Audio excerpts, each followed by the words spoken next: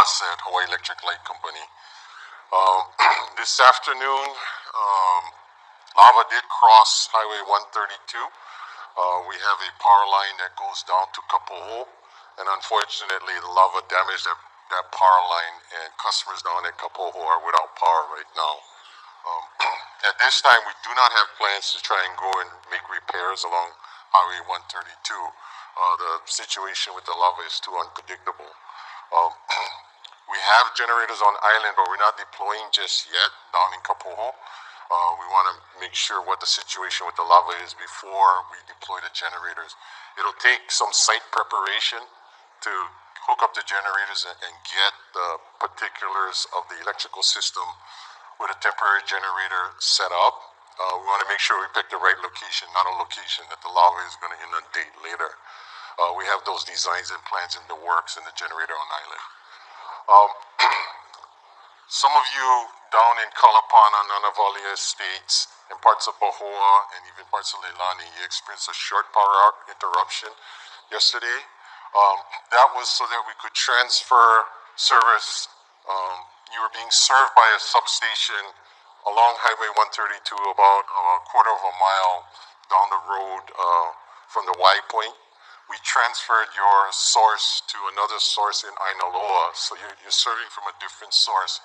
Today we had to de-energize that Kapoho substation. The lava is too close, but you are being served from a different source in Ainaloa, so we got that work done yesterday.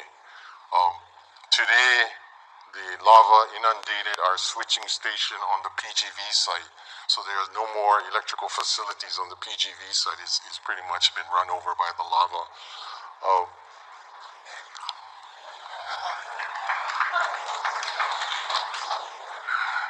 That was a little cruel.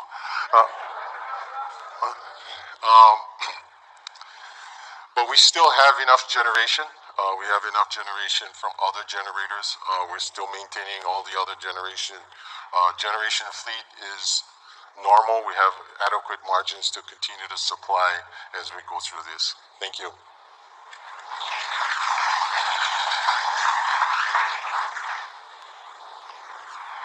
So I also have folks from the telecom industry, and they'll also be here to answer your questions. Make sure you guys don't leave here. All the different partners are at their stations around the room. You see their signs. Make sure you guys don't leave here. As I say, don't leave here with any questions, because they're here specifically to answer, take care of you guys. So get your questions answered. I'm not sure if Phoenix mentioned, but we've got the N95 masks giveaway in the back. Make sure you get them. Also, so for the telecom, we've got Wally Wong from Hawaiian Tel, and Bob Kabusle from Verizon, and Steve. Let's see how Bob is from AT&T, and from Verizon is Steve Clark. So if any of those gentlemen need to come up and mention anything, now's your time. Otherwise, we'll move on. Okay, Wally Wong from Hawaiian Tel. Aloha kako. Hey, so I'm with Hawaiian Telecom, as you know, and we're trying our best to keep communications open. Right now, our focus is on Highway 130 and Highway 132, because that's our fiber feeds, and from there we branch off to the different subdivisions. So as you know, 132 has been compromised right now. So we have a solution where we're going to try to use radios to connect services across the lava. And right now, we're just waiting for the flow front to kind of settle down to determine where we're going to connect at the top, and where we're going to find a section on the bottom that we can connect to. So that's what we're doing for Highway 132. So we can, our concern there is, and priority is to keep the cell service up, as well as taking care of the people down in Kapoho Beach. But mainly the cell service communications, they want to keep that up because everybody's using it, especially our first responders. So that's what we're working on right now. And if you guys have any questions, you can see me in the back. Thank you.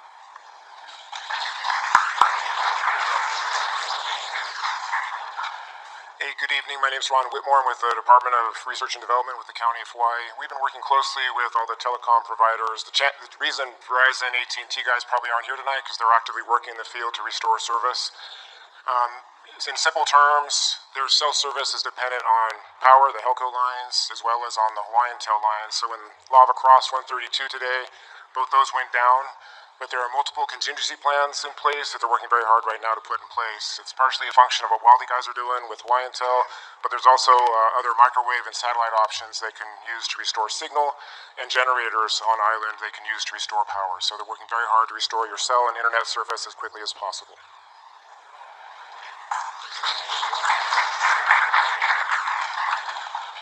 So a key component of the telecom is our messaging. So make sure, if you haven't already, sign up for Civil Defense Blackboard messaging. If you don't have a cell phone or you don't have connectivity, make sure you got a radio that you can listen to local stations that we push our messages out on. So I'll give the mayor one last shot at this before we close. Sorry, can't forget water, right? So from water supply, Key Locomoto.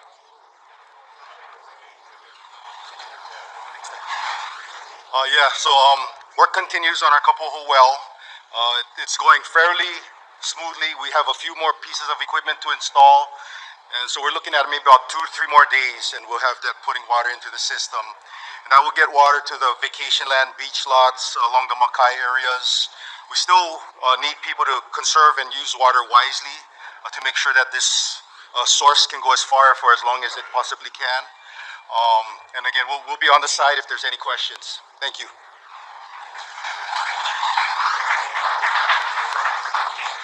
Thank you, everybody. Please make use of the stations. I know I started on a kind of a down, who can not be down on such a hard time for you, but I was looking at my list. But before that, I want to introduce one man that I think many of you have known out on the field. He's the head of the Public Works roadway for the island. I know he's been out there all the time, so how about a hand for Neil Azevedo?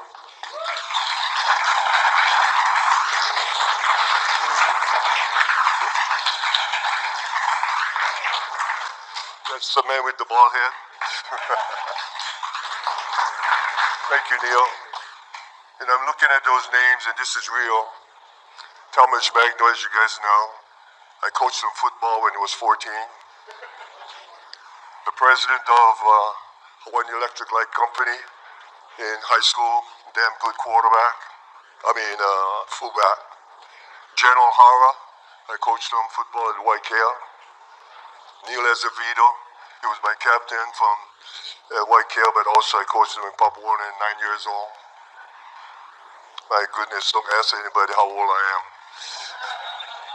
But in closing, for me, I really mean it. We will get through this.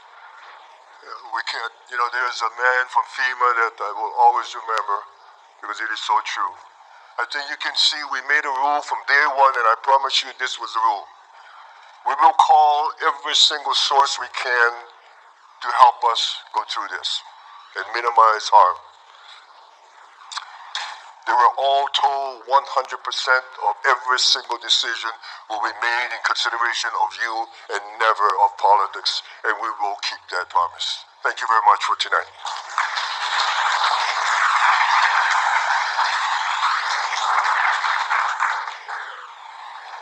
Okay, just a reminder, our Recovery Information Center is open at the Puhua Community Center, Monday through Friday, 9 to 3. Make sure you go hit them up for any of your needs.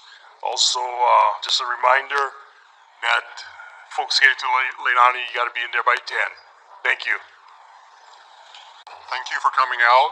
I just have a few slides, I promise, to give you an update of the activity of the past day or two.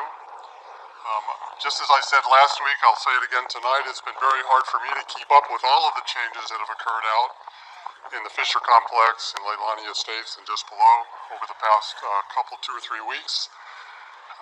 So we have some people in the back who have been working out at night, trying to track the flows, to provide information to the EOC. So if you have specific questions, please go to the back of the room after the evening. They'll be glad to help you out. So this is a map that you've seen before of the eastern tip of the island. The red areas are the areas that have been covered by lava over the past, since May 3rd. And we have numbered vents from up here upslope, vent 11, all the way down to number 17. So I may have a few mistakes. We'll see how this goes. The most active fissure right now is fissure 8, and it's the one in the black circle. And it has been feeding lava for the past couple of days out toward the north-northeast. And that particular flow has reached past the PGV access road and also has crossed Highway 132. There are 3 other vents that were active this morning during the overflight, 19, 20, and 18. The numbers aren't very important, but number 18 is the one that was generating a new lava flow that was moving toward the east. And this afternoon, the location is reached about this area right here, and it was still active. So that just marks the distance of the lava flow that's traveled from fissure 8 in the past couple of days. This is what the lava flow looks like leading toward the east from fissure 18 from this morning's overflight at about 6:30 in the morning. You can see it's a channelized flow. Channelized flow here, levees on either side, and this is the source area up here. You can see the lava is being distributed in different areas, so it's not all being channeled in one location. This is what fissure 8 looked like actually at about noontime, not 6:30. I was in too much of a hurry to check my time. So this was taken at about noontime. The lava fountain is among the highest that we've seen so far.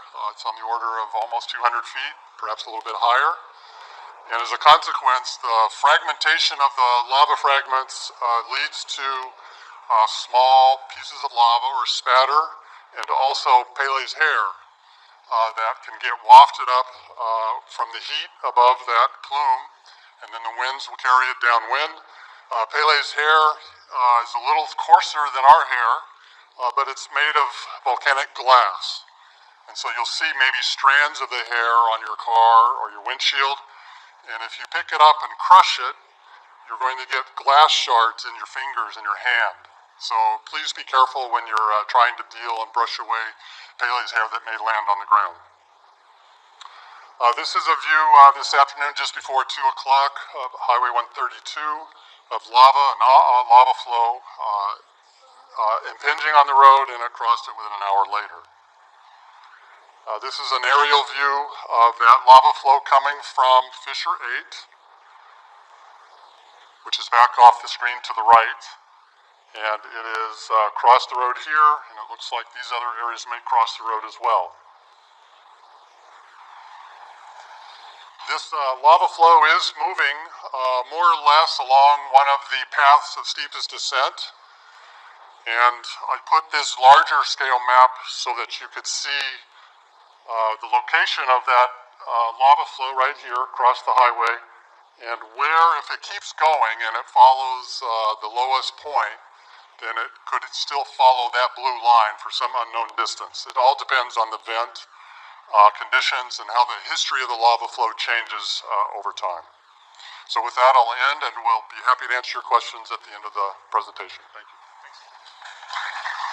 Hawaiian Volcano Observatory reports eruption activity continues in the lower east rift zone. The middle portion of the fissure system continues to be the most active. There are 3 lava flows entering the ocean between Pohoiki Bay and Mackenzie State Park. Lava eruption continues in the area of Leilani Estates and Lani Puna Gardens from fissure 22, which is feeding the 2 other ocean entries. Fissure 7 reactivated this morning and is actively fountaining lava. The flow is moving towards the east into Leilani Estates. It has covered Kaupili and Mohala streets between Leilani Avenue and the fissure line. Due to frequent ash emissions at the Kilauea summit and increased sulfur dioxide emissions, residents should take action to limit exposure. Due to the volcanic activity, the following policies are in effect. Be aware of the lace hazard and stay away from any ocean plume. Residents downrift of the lava flows should be prepared to voluntarily evacuate at a moment's notice. For more information about the ocean entries and the most up-to-date maps, visit the USGS Hawaiian Volcanoes Observatory's website. Residents can learn more about current sulfur dioxide emission levels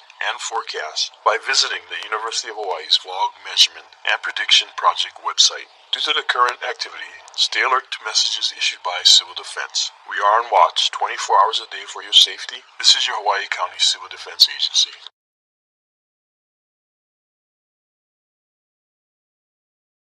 Hawaiian Volcano Observatory reports a new lava flow is expected to enter the ocean east of Mackenzie State Park. Eruption activity continues in the lower east rift zone. The middle portion of the fissure system is the most active, with flows and ground cracking in the area of Leilani Estates and Lani Puna Garden. Due to volcanic activity, information on Puna geothermal venture is provided for your awareness.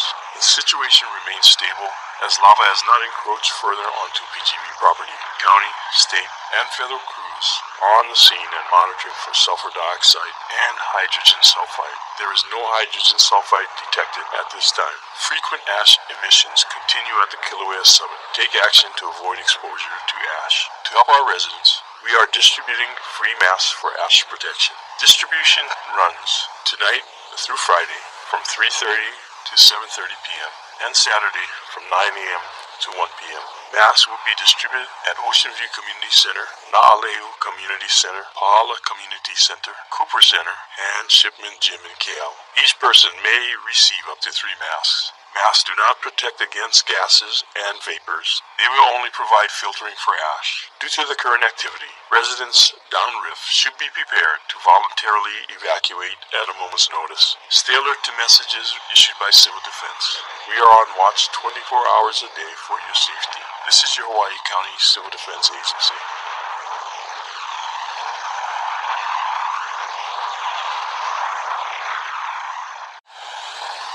It's ever changing. You just don't know what to expect from one day to the next.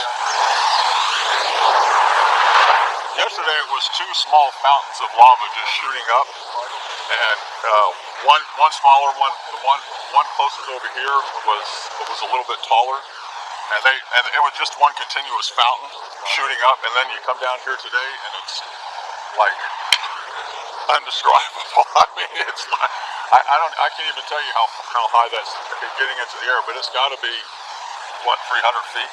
And yesterday they were probably max of about maybe 100 feet, between 75 and 100 feet. So today they increased volume with those 2 going on simultaneously, and it looks like they're basically in the same spot, except they're just so huge. It's really hard to gauge exactly where they were yesterday, but they appears to be pretty much in the same place.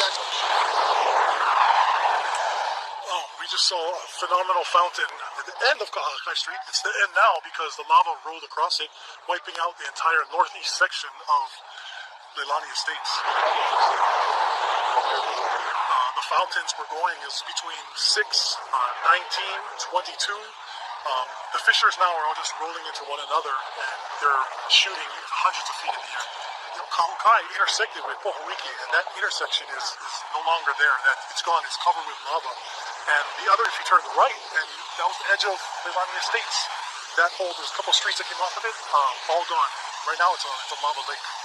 The closest residence from the edge of the lava was within 75 feet of the edge of the lava flow. And a lot of the photographers were staying overnight there with the owner's permission, saying that within 24 hours that home could be demolished. I wished it would end so we could get back home into our homes. That's exactly what I wish. And nobody else lose their homes. I mean, this is beautiful to look at, but it is destructive for a lot of people who have homes down here on the bottom. We have a dog that has respiratory problems, so we come down during the day just to have a sense of normalcy, cut the grass, take care of the yard, fix dinner, and then we go back to the senior citizen center in Pahoa. My sulfur dioxide ratings that we got from the Hawaii Fire Department, it was about 1 to 0.3, fluctuating with the wind. It stayed relatively low. The winds were perfect, blowing all the sulfur dioxide over the lava lake away from us. Good for us on that side of the lava lake, but anybody on that other side of Leilani Estates and Lower Puna, they're really catching the SO2. That northeast section of Leilani is within half a mile of Puna geothermal. Right, you can see it. If you just turn your head, you look, there's PGV, and there's some fountains, so it's really close to one another. Yeah, the University of Hawaii Hilo does some mapping with drones that really helps Hawaii County. They fly over grid patterns over the flow, and they're able to feed that information back to Hawaii County. And every morning, they get an update from the scientists at UH Hilo, and that intelligence really helps provide information to the county so they can make decisions for the residents. The lava, just to see, it's amazing. And you just think it's the sight, but it's the smell, it's the heat that radiates off of it. It never looks the same in the fountain. And you realize that stuff is so beautiful, but it affects people's lives. So you look at it with a grain of salt, and you're like, it's beautiful, but my goodness, it's very disruptive. You know, with these lava lakes and lava flows, the gases, with this much lava, there are a lot of gases out there. So please stay tuned to Hawaii County's announcements about the sulfur dioxide for your safety. The latest information is there. We want to make sure that people are safe with that gas.